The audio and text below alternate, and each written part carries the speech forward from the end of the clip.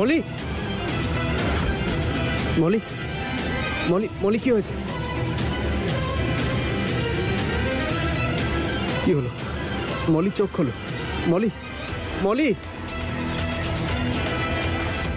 মলি চোখ খোলো। মলি, মলি,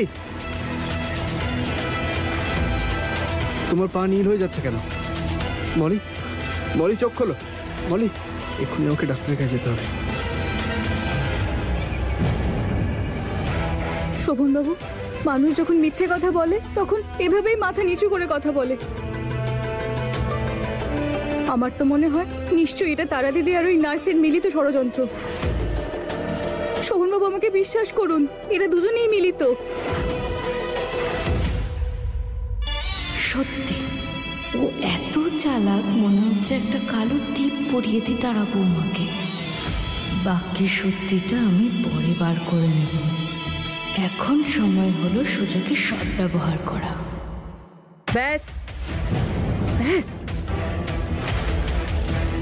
কখন থেকে আমরা তোমার সব মন করা গল্প শুনছি। লজ্জা হওয়া উচিত তোমার। এই বাড়ির অতিথি করে সম্মান দিয়েছি তোমাকে, কোথাও কোনো ত্রুটি রাখিনি। আর তুমি তুমি এই বাড়ির বউয়ের ওপর কাদা ছেটাচ্ছ।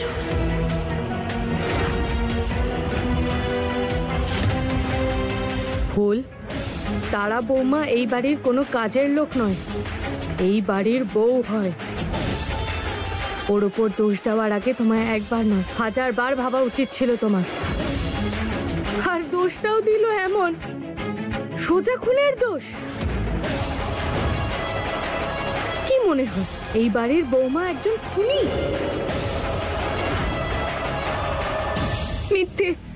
শোভনবাবু, আপনি আমাকে বিশ্বাস করুন, আমি জানি না এগুলো কি হচ্ছে। আমি শুধু এইটুকু জানি যে আমি সত্যি কথা বলছি।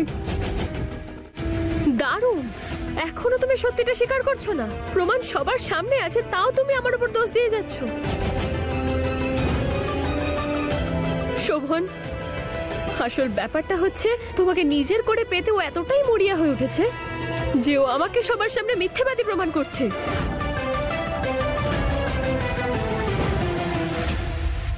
ইন্সপেক্টর সাহেব, যদি এগুলো মিথ্যে হয় তাহলে ওই রক্তে ভরা কাপড়, ওই বাক্সতে এত নুন, ওগুলো কি ছিল? কাপড়ে রক্ত নয়, লাল রঙের ফুড কালার লেগেছিল।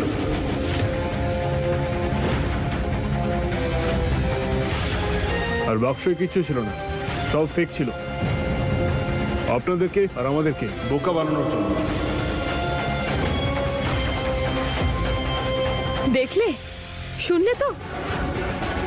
না কিছু দেখে না কিছু ভেবে, কোনো প্রমাণ ছাড়াই আমাকে খুনি সাব্যস্ত করতে চাইছিলে তুমি। তুমি আমাকে জেলে পাঠাতে চাইছিলে। আমার তো মনে হয় ওই পোশাক, ওই সেটআপটা সবকিছু ওই তৈরি করে রেখেছিল যাতে ও আমাকে ভাসাতে পারে।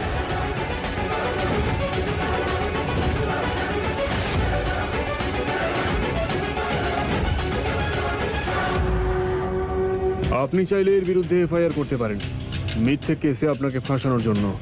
এফআইআর হলেই আমরা এনাকে অ্যারেস্ট করব অবৈধ কাজের জন্য।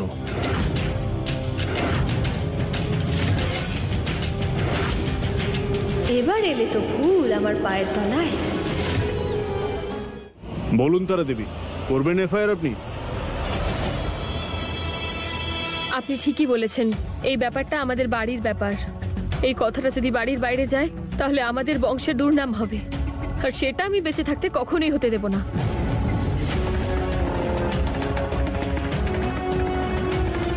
বাড়ির ব্যাপার আমরা নিজেদের মধ্যে মিটিয়ে নেব।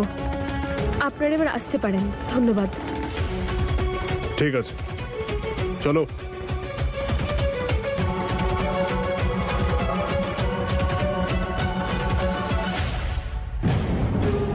শুনলে তো, নাকি এখনো অনেক কিছু শোনা বাকি?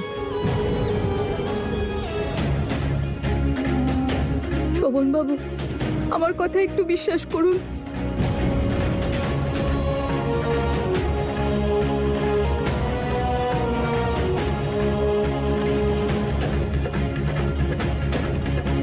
শোভনবাবু, আমাকে বিশ্বাস করুন, আমি ভুল বলছি না, একটু ভরসা করুন। এবার থামো ফুল, সবাই উত্তর পেয়ে গেছে।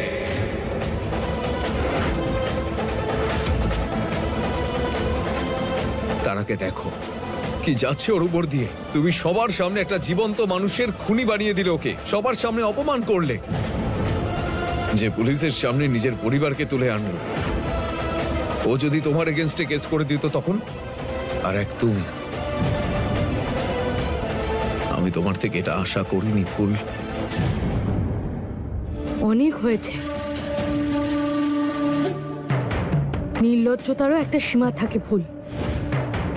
তুমি জানো তো তারা বৌমা কি অবস্থার মধ্যে দিয়ে যাচ্ছে, কিন্তু তুমি তো ওর এই অবস্থাকে আরো বেশি খারাপ করে দেওয়ার চেষ্টা করছো। তোমার দেওয়া আঘাত সেরে ওঠার আগেই তুমি আবারও নতুন করে আরো বড় আঘাত দেওয়ার জন্য প্রস্তুতি নিয়ে ফেলছো।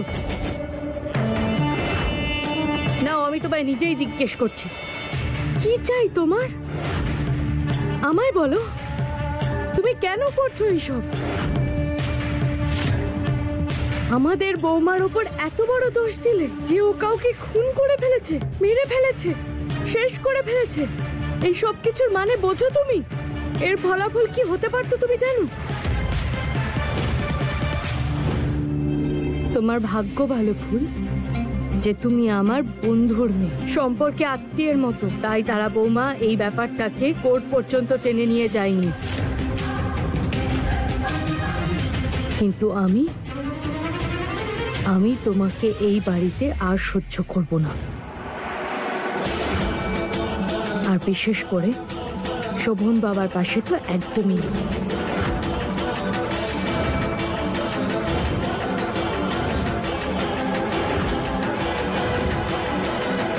তাই যত তাড়াতাড়ি সম্ভব নিজের সব জামা কাপড় প্যাক করো, নিজের পরিবারের লোকেদের সঙ্গে নাও, আর এই বাড়ি থেকে বেরিয়ে যাও।